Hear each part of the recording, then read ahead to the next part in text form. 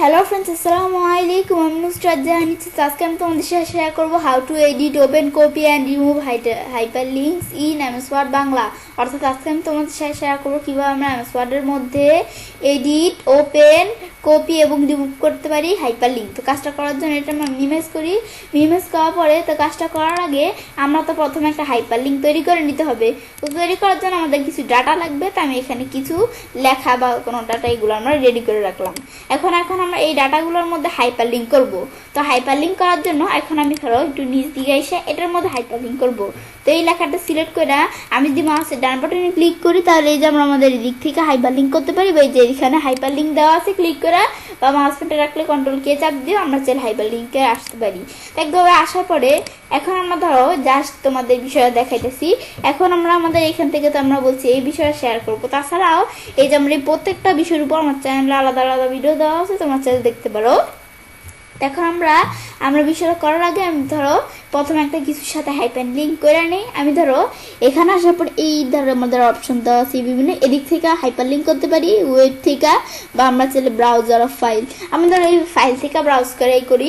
এখন এদিকে আসার পরে এখন আমরা যে হাইপার লিঙ্ক করবো, এখন আমরা কিসের সাথে হাইপার লিঙ্ক করবো আমাদের এটা সিলেক্ট করে ওকে দিলে এখন এই ডকুমেন্টের সাথে কিন্তু এই লেখাটা হাইপার লিঙ্ক হয়ে যাবে। এখন ওকে দিলে হাইপার লিঙ্ক হয়ে গেল। হাইপার লিঙ্ক হওয়ার পর মাউস পয়েন্টার একটা দেওয়া আছে কি এই যে ফাইলের পাথ বা লোকেশন যেটা সেটা দেওয়া আছে। আর আমরা আমাদের এদিকে এই যে ক্লিক আমাদের এখানে দেওয়া আছে control click to follow link. তো আমি যদি কন্ট্রোল চাপ দিয়ে এখানে হাতের মতো আসলে ক্লিক করি, দেখো আমরা আমাদের এখান থেকে কিন্তু এই ডকুমেন্টটা ওপেন হয়ে গেল। এই যে আমরা এখানে ডকুমেন্টটা ওপেন হয়ে গেল।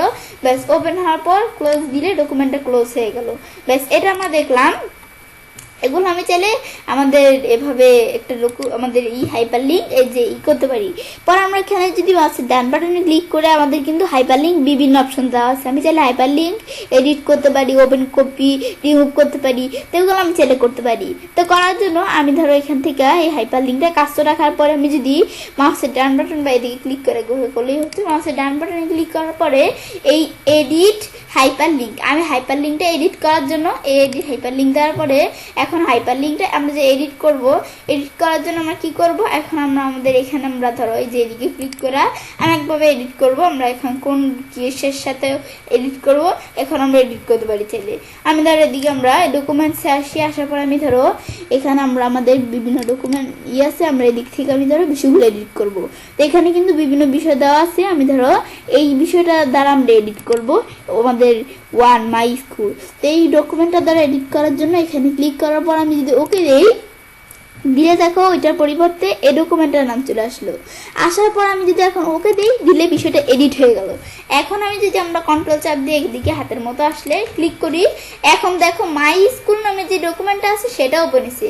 আগে কিন্তু অন্যরকম ডকুমেন্ট ওপেন হয়েছিল, কিন্তু দেখো এখন কীরকম ডকুমেন্ট ওপেন হয়েছে, এই যে এরকম ডকুমেন্ট, যেহেতু আমরা এডিট করে দিয়েছি সেজন্য। এখন আমরা যদি বিষয়টা ক্লোজ করি, ক্লোজ করলে আমরা বিষয়টা চলে গেল।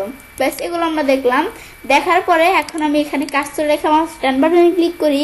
এখন আমরা যে এখানে আমরা এই যে করে ওপেন করি না, আমরা এই যে এখান থেকে না আমরা এভাবে ওপেন করি। এই যে আমরা কন্ট্রোল চাপ দিয়ে এভাবে করে ওপেন করি। এভাবে আমরা ওপেন করা ছাড়াও, হাইপার লিঙ্ক ওপেন করা ছাড়াও আমি যদি এখানে এটার উপর মাউস পয়েন্টার রেখে মাউসের ডান বাটনে ক্লিক করে ওপেন হাইপার লিঙ্ক এখানে ক্লিক করি, ক্লিক করলে দেখো আমাদের হাইপার লিঙ্কের মধ্যে আমরা মানে যেই হাইপার লিঙ্কটা বিষয়টা করছি এই যে ডকুমেন্ট ওপেন হয়ে গেল। মানে আমরা এভাবে ক্লিক করা আর এভাবে করা এক বিষয়ই, একভাবে করলেই হচ্ছে। এই দেখো ওপেন হয়ে গেল, ক্লোজ করলে ক্লোজ হয়ে গেল। ব্যাস এটা দেখলাম। আবার মাউসের ডান বাটনে ক্লিক করে কপি হাইপার লিঙ্ক, আমরা না এভাবে সিলেক্ট করে কন্ট্রোল সি দিয়ে কপি করি। তাছাড়া মাউসের ডান বাটনে ক্লিক করে কপি হাইপার লিঙ্কে দেওয়ার পর আমি এখন কোন জায়গায় পেস্ট করবো, পেস্ট করলে দেখো এটা পেস্ট হয়ে গেল। তো এখন এগুলো করতে পারি। আবার এখন সিলেক্ট করে ডিলিট দিলে ডিলিট হয়ে গেল। ব্যাস এগুলো করতে পারি চাইলে। আবার এদিকে আইসা আমি এখন মাউসের ডান বাটনে ক্লিক করে আমি হাইপার লিঙ্কটা রাখবো না, এটা আমি রিমুভ করে দিব, আমাদের প্রয়োজন নেই। এখন এই যে রিমুভ হাইপার লিঙ্ক দিয়ে হাইপার লিঙ্ক রিমুভ করতে পারি।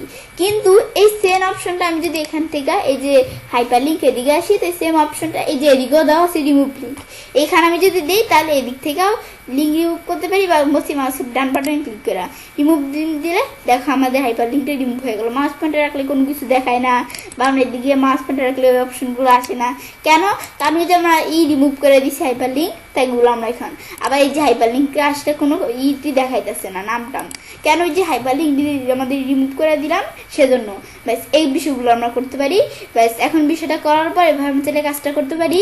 এবার আমরা খুব সহজে এমএস ওয়ার্ডের মধ্যে এডিট ওপেন এবং আমাদের এডিট ওপেন কপি এবং আমাদের রিমুভ করতে পারি একটা হাইপার লিঙ্ক। ফ্রেন্ডস, আমার আজকে এই ভিডিওটি যদি তোমাদের ভালো লেগে থাকে তো আমার চ্যানেলটি সাবস্ক্রাইব, লাইক, কমেন্ট এবং সবার সাথে শেয়ার করবে।